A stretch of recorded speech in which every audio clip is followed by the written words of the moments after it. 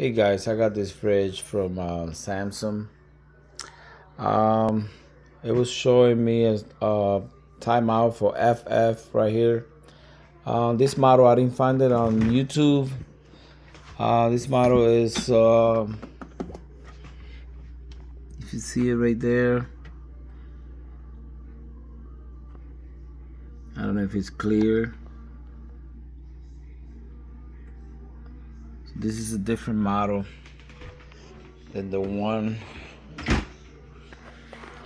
it was showing on YouTube.